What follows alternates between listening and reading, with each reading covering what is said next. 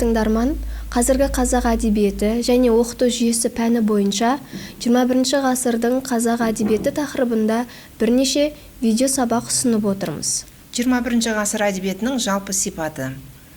Қазақ әдебиеті туралы сөз қозғағанда ойға Абай Құнанбаев, Мұхтар Әуезов, Бейімбет Майлин, Жүсіпбек Аймауытов сияқты классиктердің есімдері түседі. Әйтсе де, әр дәуір көркемдік ойды жаңа биіктерге көтеріп, өз классиктерін тарих сахнасына шығаратыны белгілі. Әдеби процесс бір дәуірмен шектелмейтін, тарихи жалғастыққа негізделген күрделі құбылыс. Әр кезең алдыңғы дәуірдің көркемдік тәжірибесін игере отырып, жаңа эстетикалық ізденістерге жол ашады. Олай болса, сіздерге ұсынып отырған видео сабақтарымызда қазақ әдебиетінің көркемдік жалғасы ретінде дамып келе жатқан жаңа дәуір әдебиеті туралы сөз қозғамақшымыз. Жалпы бүгін 21 ғасырда қазақ әдебиеті қалай дамып жатыр? 21 ғасыр қазақ әдебиетіне жаңа леп, жаңа серпін әкеліп отырған қаламгерлер кімдер? Қазіргі қазақ әдебиетінде қандай жаңа тақырыптар мен көркемдік жаңашылдықтар байқалады? Жаңа дәуір әдебиетінің идеялық және жанрлық сипаты қандай деген сұрақтарға жауап іздейміз. 21 ғасыр адамзат тарихындағы үлкен өзгерістер алып келген кезең. Ақпараттық технологиялардың дамуы, жаһандану, мәдени кеңістіктің өзара ықпалдасуының күшеюі әдебиетке де тікелей әсер етті. Әдебиет тек көркем бейнелеу құралы ғана емес, заманауи адамның дүниетанымын, рухани күйін, болмыс бітімін бейнелейтін күрделі интеллектуалдық жүйеге айналды. Қазіргі қазақ әдебиеті әлемдік әдеби үдерістермен сабақтаса дамып, жаһандану жағдайында ұлттық болмыс пен тарихи мәдени құндылықтарды сақтауға ұмтылады. Сондықтан бүгінгі таңда 21 ғасыр әдебиетін жеке кезең ретінде қарастыру ғылыми әдістемелік тұрғыдан маңызды. Қазіргі қазақ прозасына үлес қосып жүрген жазушылар мазмұндық, стильдік жағынан үлкен ізденісте жүргенін байқаймыз. Түрлі әлеуметтік, психологиялық, қоғамдық тақырыптарды көтерген әңгімелер оқырмандарға кең жол тартты. 2022 жылы бір топ жас жазушылардың әңгімелерін жинақтап, мазмұндама баспасы «Дауыс» антологиясын жарыққа шығарды. Антологияға Досқан Жылқыбай, Темірлан Қылышбек, Есбол Нұрахмет, Әлшер Рахат, Бақытбек Қадыр, Берікбол Батандар, Жәудір Нартай, Сафина Ақтай, Санжар Бекжанов секілді қаламгерлердің шығармалары енгізілген. Сонымен бірге Бақытгүл Сармекованың «Кейіпкер» атты әңгімелер жинағы көпшілік көзайымына айналып, шет тілдеріне аударылды. Прозада ерекше көзге түсетіні тарихи романдардың көптеп жазылуы.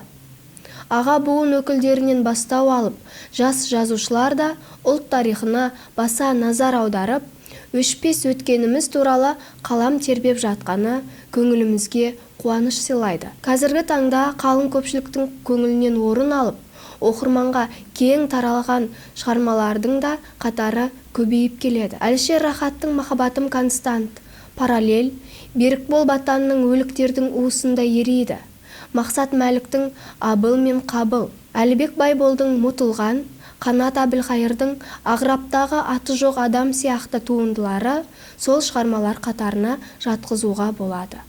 Жас жазушылар фантастика жанрында да біраз қалам тербеді. Олардың қатарына Бақытбек Қадырдың шығармаларын, Қанат Әбілқайырдың «Жылан кегі» повесін, Қойшыбек Мүбәрактың «Айдың соңғы сәрсенбісі», Құбыжық әңгімелер жинағын мистикалық шығармалар қатарында ерекше атап өтуімізге болады. Сонымен қатар, детектив жанрында жазылған шығармалар қазақ прозасында жаңа есімдерді айшықтап берді. 2023 жылы жастар арасында детектив жанрында жазылған еңбектердің байқауы өтті. Аталған байқауда Абай Аймағамбетов бас жүлдені қанжығасына байлады.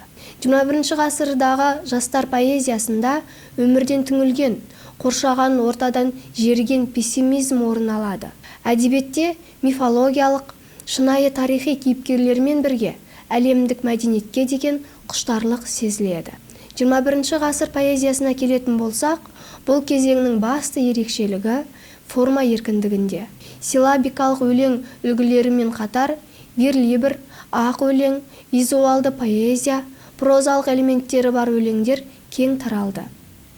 Қазіргі поэзияның тілі барынша ықшам, символдық, көп мағыналы сипат алады. Образ нақты суреттен гөрі ишара, белгі, метафоралық код ретінде беріледі. 2000 жылдардың ақындары мейлі сәтті, мейлі сәтсіз болсын, формалық ізденістерге көп барды. Формалық ізденіс дегеніміз ең алдымен барлау, эксперимент.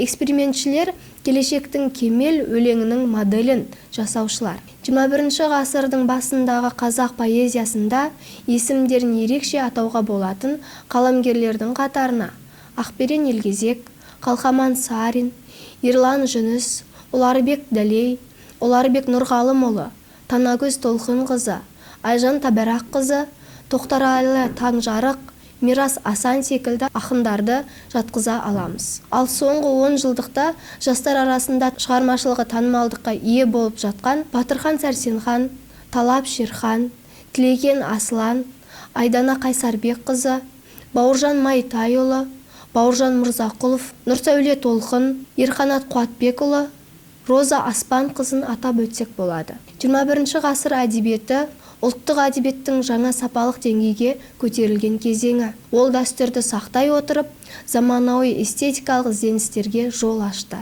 Қазіргі қазақ әдебиеті әлемдік әдеби үдерістің ажырамас бөлігі ретінде дамып, ұлттық мәдениеттің көркем айнасына айналды.